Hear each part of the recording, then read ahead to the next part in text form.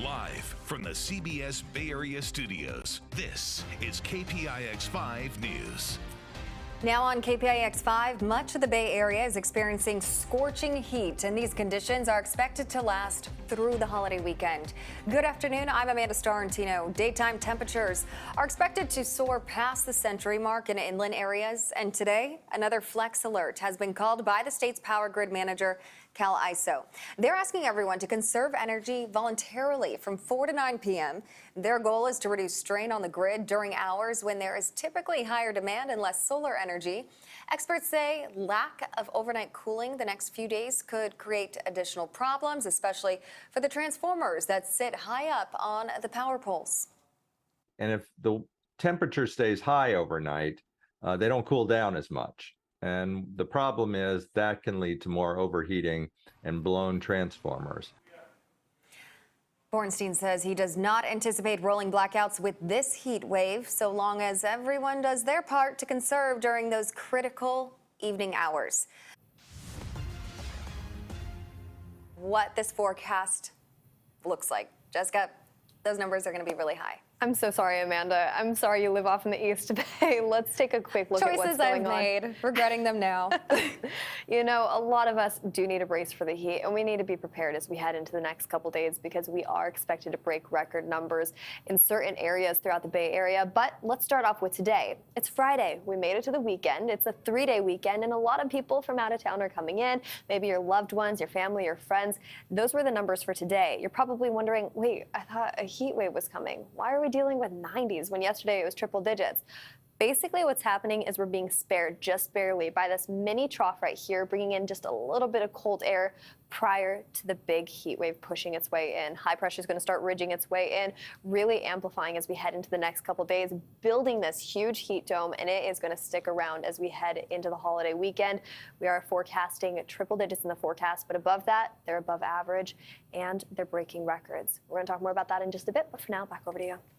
And as Jess just mentioned, temperatures in the East Bay will be hot today, and that poses a particular challenge for people whose jobs keep them outside. KPIX 5's Jocelyn Moran talked with workers about how they try to stay safe. Victor here is starting his day off with the radio on and some coffee in his car. He and Hector arrive around the same time at Monument Impact. Buenos días. Here, they let Cristina know if they have a job lined up for the day. Those jobs could include gardening, to painting, to construction. If they don't have a job for the day, Cristina may have one for them. Tengo trabajo para el día de hoy. Tengo patrón hoy. But they both do. Me toca trabajar adentro. Victor has a job indoors. Hector does not. His is mostly outdoors. He'll be helping move furniture from one place to another. Tomar agua, mucha agua. Hector says the important thing is to stay hydrated. Definitely wearing any clothing that helps you get more breathability. That's Dr. Anna Chodos, Associate Professor of Medicine at UCSF. Making sure to have shade over your face and any part of you that's exposed. Also have to wear sunblock, of course. That's what Hector tries to do. Me quito el saco y traigo una camisa de manga larga aquí en la mochila.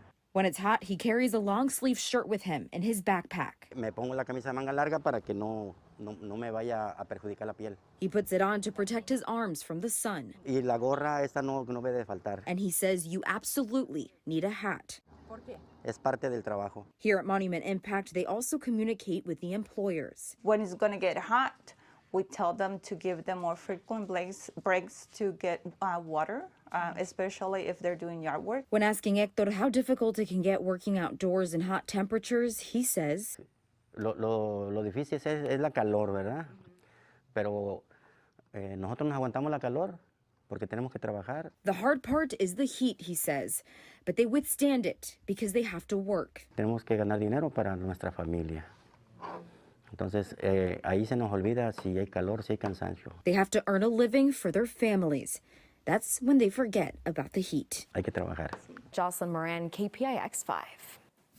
Walnut Creek is offering a cooling center today if the temperature reaches 95 degrees. It's at the Tice Valley Community Gym. Everyone is welcome, including your animal friends, as long as they can remain in a pet carrier or kennel.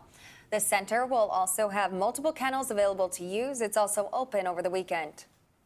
New at noon, it's not just dogs and cats that need to be protected from the heat. So do these guys.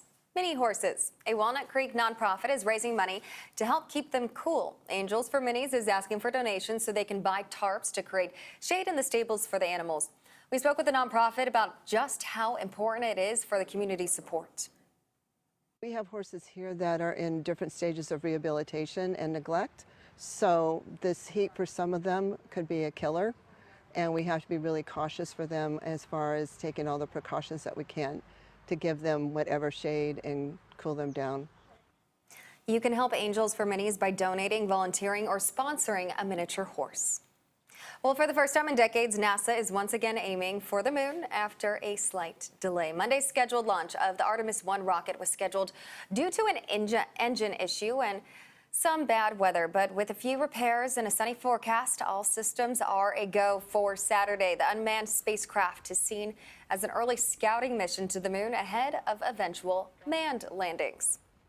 President Biden addressed the nation from Philadelphia last night. His speech focused on what he calls the battle for the soul of the nation. The president called out former President Trump and his supporters numerous times and accused the Republican Party of being intimidated by them. Natalie Brand reports. In a fiery primetime speech from Philadelphia, President Biden warned of what he says is a real threat to American democracy. I ran for president because I believe we're in a battle for the soul of this nation. I still believe that to be true. The president called out former President Trump by name Thursday night and accused Trump's supporters of extremism. MAGA Republicans do not respect the Constitution. They do not believe in the rule of law. They do not recognize the will of the people. They refuse to accept the results of a free election. While President Biden said not all Republicans fall into this category, GOP leaders called the president's remarks divisive.